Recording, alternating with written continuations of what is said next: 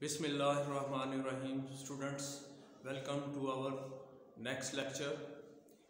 उम्मीद है आप सब खैरियत से होंगे और होल हार्टेडली ये लेक्चर सुनने के लिए अब आप रेडी होंगे।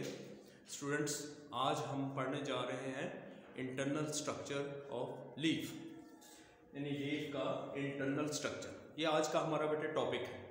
अच्छा, इस तरफ देखिए, मैंने ये डायग्राम बनाई हुई है और इसको लेबल भी कर लिया है। आपने भी घर पे इसकी प्रैक्टिस करनी है 5 से 10 दफ़ा। आप इसकी प्रैक्टिस करें और उसके बाद इसको लेबल करें। लेबल करने के बाद जब नीट डायग्राम आप बना सके तो फिर लेड पेंसिल के साथ आपने कॉपी के अंदर नीट कॉपी पे आपने डायग्राम बनानी है और साथ इसको लेबल करना है। याद रखना है कि इसके लिए जो ब्लैंक पेज है उसके ऊपर ये डायग्राम बनानी है साइंस की कॉपी पे। और इसके अलावा जो कलर्ड मार्कर हैं वो इस्तेमाल नहीं करने, इसके ऊपर सिर्फ कलर्ड पेंसिल्स का इस्तेमाल करना है। ठीक है बेटे, तो आज हम स्टार्ट करते हैं नेक्स्ट लेक्चर। वैसे भी ये अब हमारा चैप्टर 3 है, मैं मेंशन भी कर देता हूँ। ये हमारा चैप्टर 3 है। 2 चैप्टर हम कंप्लीट कर चुके हैं और ये फर्स्ट लेक्चर है चैप्टर नंबर 3 का। क्या है? Internal structure of leaf. जी, तो इंटरनल स्ट्रक्चर में सबसे पहले हम देखते हैं कि जो लीफ है ये ग्रीन कलर का हमें नज़र आता है पौधों के अंदर। और पौधों के लिए ये ग्रीन कलर, पौधों के अंदर ग्रीन कलर ये क्यों नज़र आता है ग्रीन कलर का? क्योंकि इसके अंदर क्लोरोफिल मौजूद होती है। जी, आप छोटी क्लास से पढ़ते आ रहे हैं। अब ये जो क्लोरोफिल है ये क्या करती है? This chlorophyll traps energy. Chlorophyll energy को, सनलाइट को, सूरज की रोशनी को ट्रैप करती है और फूड बनाती है। इसलिए इसको, पौधों के पत्तों को हम प्लांट फूड फैक्ट्री का नाम भी दे सकते हैं। अच्छा, जब हम इसके ये देखें, यहाँ मैंने इसको मेंशन किया है कि इतना सा हिस्सा अगर हम काट कर इसका क्रॉस सेक्शन अगर हम यहाँ से इसको बड़ा करके देखें, ये देखिए मैंने ये इसको हाईलाइट किया है ग्रीन कलर से, तो इसका मतलब है ये बहुत ही पावरफुल माइक्रोस्कोप पे हमें ये वाले स्ट्रक्चर इसके नजर आएंगे। ठीक है बेटा, अब जो स्ट्रक्चर नजर आएंगे वो कौन कौन से हैं? देखें, यहाँ पे हमें अपर एपिडर्मिस नजर आएगी और ये देखें ये लोअर एपिडर्मिस है ये सारी। तो अपर एपिडर्मिस के ऊपर एक वैक्सी लेयर होती है जिसे हम क्यूटिकल कहते हैं। आपकी बुक में मेंशन नहीं है। और ये क्यूटिकल अपर लेयर पे क्यों होती है? आपको पता है कि पत्ता जो है ये इस तरह सीधा रहता है सूरज की तरफ और रोशनी एब्जॉर्ब करता है। ये क्यूटिकल वैक्सी लेयर इसलिए ऊपर होती है कहीं ऊपर से पानी जो है वो वेपोरेट ना करे, क्योंकि जड़ों से पानी सीधा पत्ते के अंदर आता है। तो जब हम इसकी लोअर एपिडर्मिस देखते हैं तो इसके अंदर हमें जगह जगह पे ये देखें ये गार्ड सेल्स नजर आ रहे हैं, यानी सुराख नजर आ रहे हैं और इनको हम कहते हैं स्टोमाटा। सिंगल हो सुराख तो हम उसे स्टोमा कहेंगे और बहुत ज्यादा हमें सुराख नजर आ रहे हों तो स्टोमाटा कहेंगे। स्टूडेंट्स, ये तो हो गई सिर्फ एपिडर्मिस की बात, यानी upper epidermis and lower epidermis. तो अपर एपिडर्मिस जो है इसके अंदर एक सेल्स की लेयर हमें नजर आ रही है, इसी तरह लोअर एपिडर्मिस में भी सेल्स की लेयर नजर आ रही है जिसमें क्लोरोफिल मौजूद नहीं होता। अच्छा, उसके बाद हमें दरमियान में यहाँ पे एक सेल्स की लेयर नजर आ रही है जिसे हम मेसोफिल कहते हैं। देखें, हमने सबसे पहले किसका जिक्र किया? एपिडर्मिस का।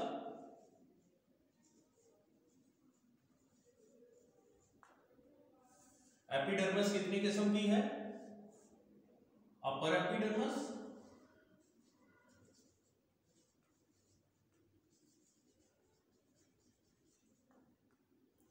And lower epidermis. ठीक है बेटे, इन दोनों की डिटेल मैंने आपको बता दी। अब नेक्स्ट हमारा जो है पॉइंट वो है मेसोफिल सेल्स। मेसोफिल तो मीजोफिल क्या है? एक्चुअली मीजो का मतलब होता है दरमियाने। क्या मतलब है इसका? दरमियाने, यानी ये अपर और लोअर एपिडर्मिस के दरमियान वाले जो सेल्स हैं इनको हम मीजोफिल सेल्स कहेंगे। इन दोनों की आपको थोड़ी सी शेप तो ऑलमोस्ट सेम है, लेकिन ये अपर लेयर जो है थोड़ी सी अरेंज्ड है, जिसके दरमियान आप देख सकते हैं कि नो इंटरसेलुलर स्पेसेस, दरमियान में कोई हमें खला नजर नहीं आता सेल्स के दरमियान। जबकि लोअर एपिडर्मिस इसमें जो दूसरी लेयर है जिसके अंदर स्कैटर्ड सेल्स है, इन्हें हम स्पॉन्जी सेल्स कहते हैं, इनके अंदर हमें बहुत ज़्यादा गैप्स नज़र आ रहे हैं। ये गैप्स किस लिए होते हैं कि यहाँ से जो पानी की लेयर है वो इसके ऊपर फैल जाती है। यानी अगर हम यहाँ पे वाटर वेपर्स, ये मैं ब्लू कलर से शो कर दूं, तो ये वाटर वेपर्स यहाँ बहुत ज़्यादा जमा हो जाते हैं इस हिस्से में। ये कहाँ से पानी आया है? ये रूट से पानी ऊपर आया है, और यहाँ से ये वाटर वेपर्स बनकर यहाँ बाहर निकलते रहते हैं। कहाँ से? ये एक सुराख है जिसे हम स्टोमा कहते हैं, जो कि लोअर एपिडर्मिस में हम ऑलरेडी डिस्कस कर चुके हैं।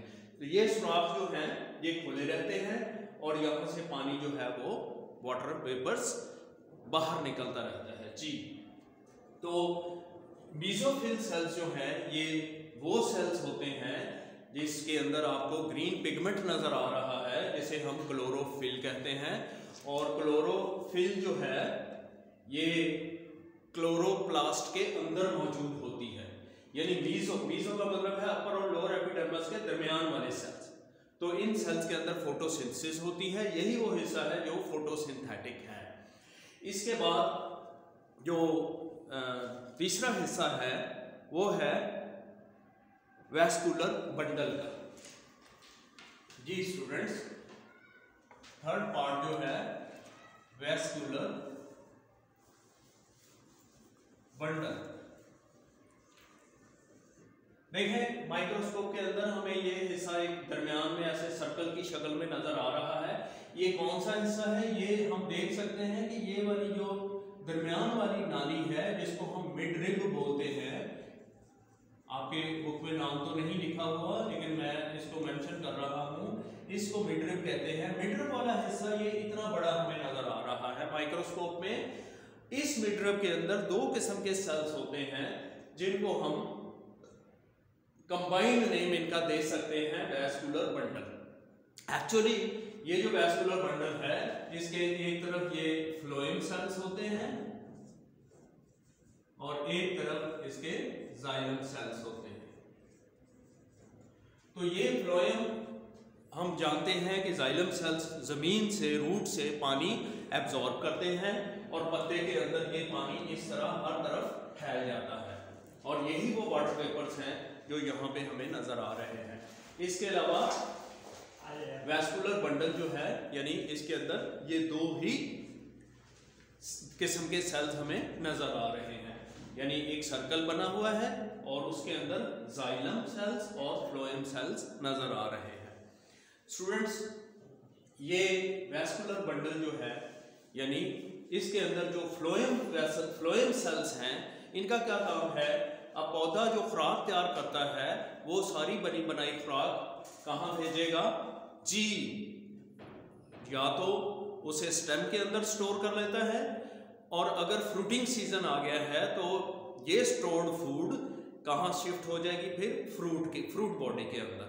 या जिन पौधों की हम जड़ें खाते हैं तो ये फूड उन जड़ों में, पौधे की जड़ों में जमा हो जाएगा फूड। और अगर हम स्टेम खाते हैं तो स्टेम के अंदर जमा हो जाता है।